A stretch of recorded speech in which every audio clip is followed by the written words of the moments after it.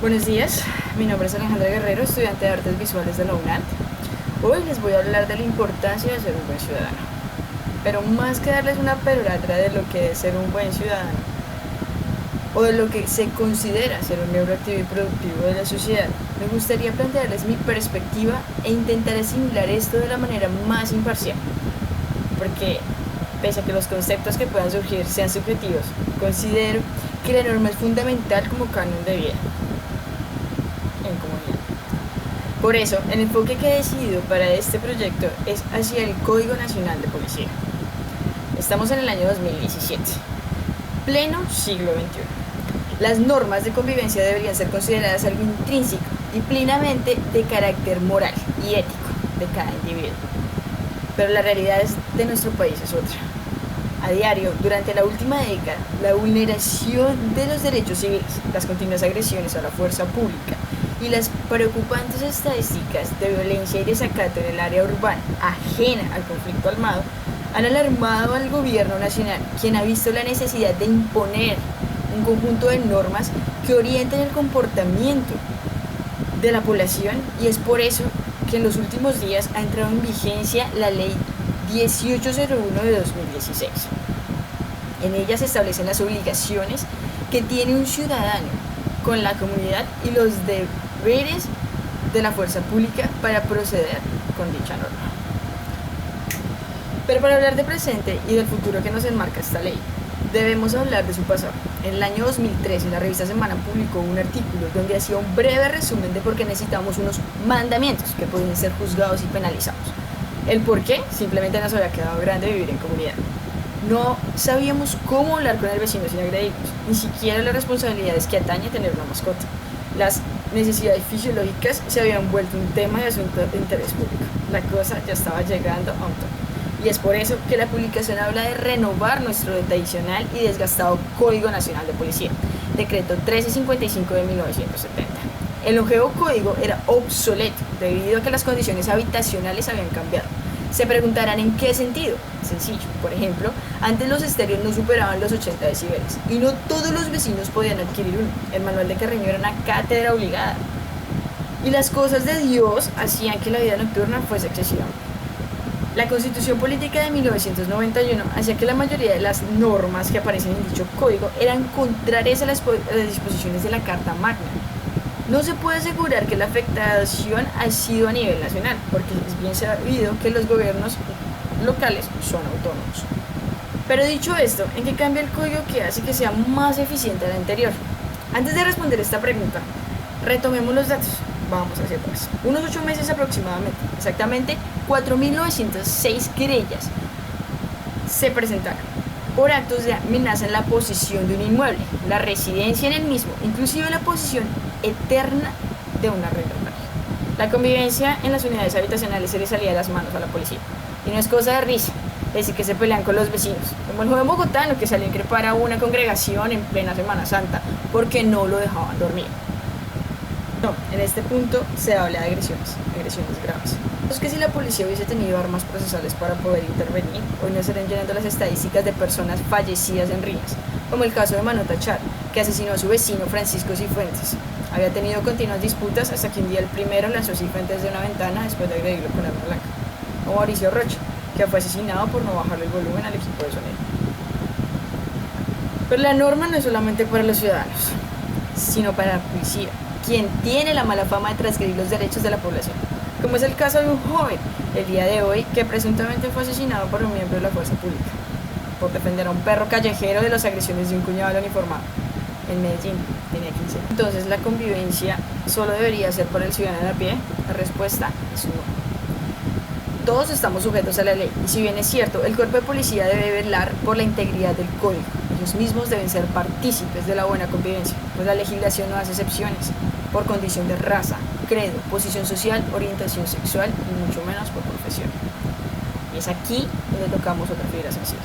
La orientación sexual de las personas se ha convertido en un asunto de agresión.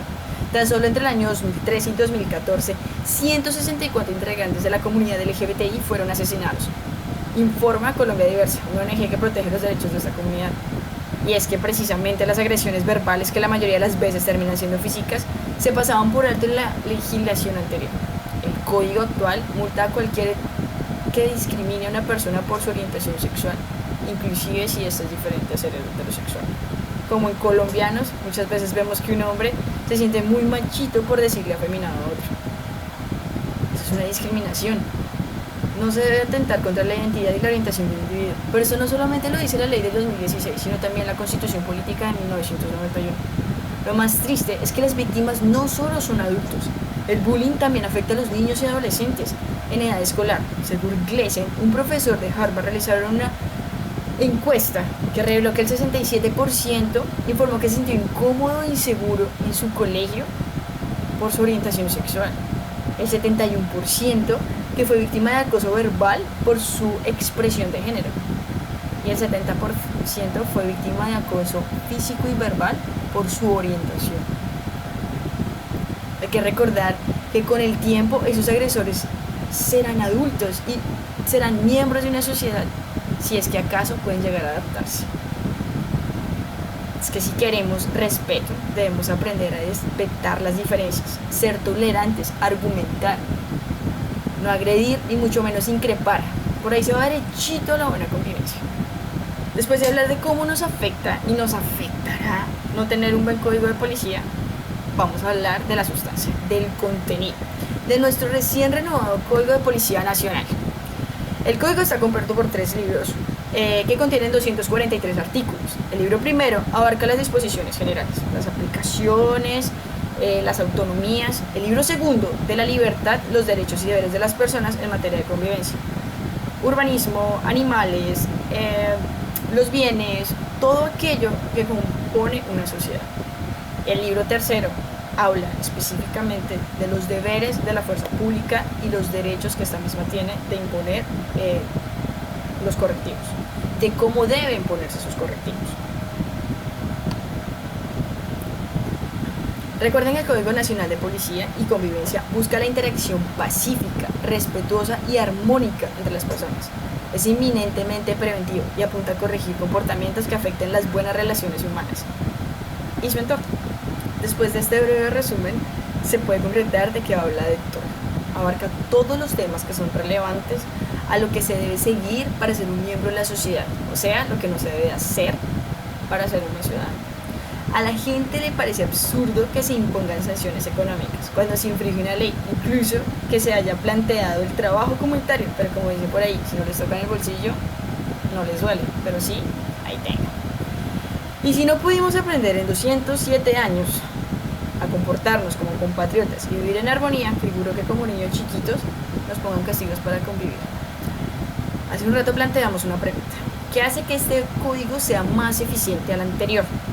La respuesta es que como miembros activos de la sociedad y debido a la falta de capacidad para llevar una buena convivencia, era de vital importancia un código que se adaptara a las necesidades de toda la población, incluyendo a las minorías, que le enseñara a la gente que los actos aparentemente irrelevantes tienen consecuencias.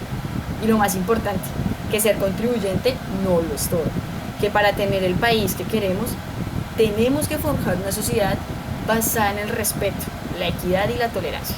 Que ahora la ley se acordó que los derechos humanos, la Constitución Nacional y el reconocimiento de las diferencias es importante. Hacer el cuento más largo, si usted se pregunta cómo ser un buen ciudadano, lea las normas, respete a su vecino, participe activamente en los procesos electorales, no discrimine a las personas por ser diferentes. Acuérdese que usted es diferente, a su manera, y tiene derechos a que su individualidad no sea vulnerada. Sea tolerante, sea consciente del medio ambiente, sea consecuente con sus actos y responsable de los mismos. Sea considerado, baje el volumen si no puede escuchar ni sus pensamientos. Sea empático y piense que las relaciones interpersonales son fundamentales para su desarrollo. Pórtese bonito para que podamos decir el día de mañana que este país, lleno de estigmas, pudo superarlo todo y aprendió a salir adelante como nación. Como decía Miguelito, comprensión y respeto. Eso es lo importante para convivir. Y sobre todo, ¿sabes qué? No creerte mejor que nadie.